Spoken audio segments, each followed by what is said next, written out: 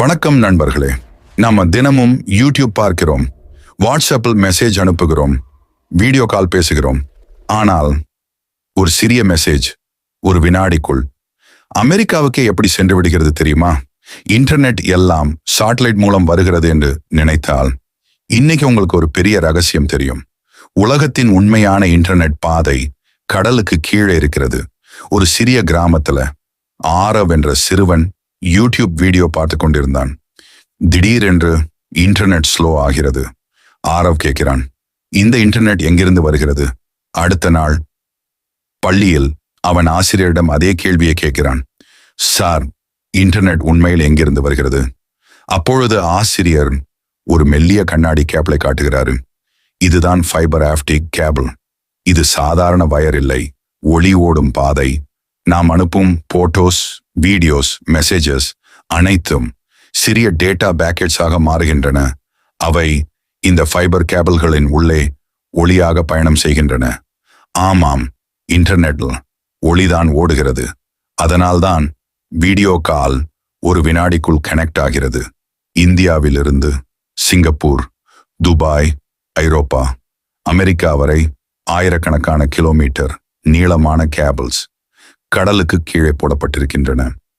உலகத்தின் பெரும்பாலான இன்டர்நெட் இந்த அண்டர் வாட்டர் கேபிள்ஸ் மூலம்தான் செல்கிறது.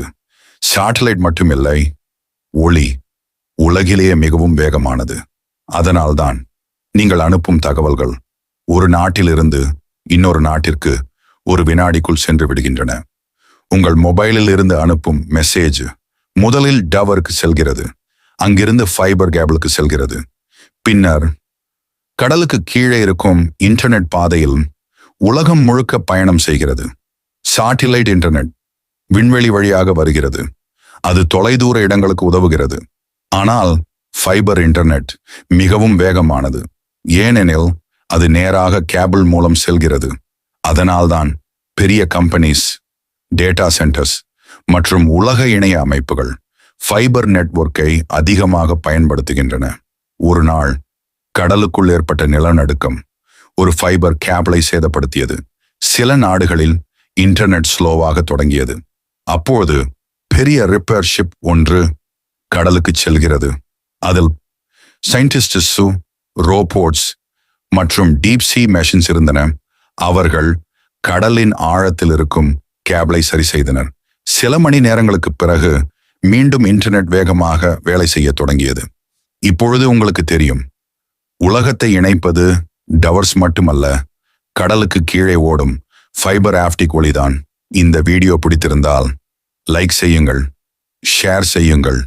மேலும் இது போன்ற அறிவியல் கதைகளுக்கு சப்ஸ்கிரைப் செய்ய மறக்காதீர்கள். நன்றி நண்பர்களே.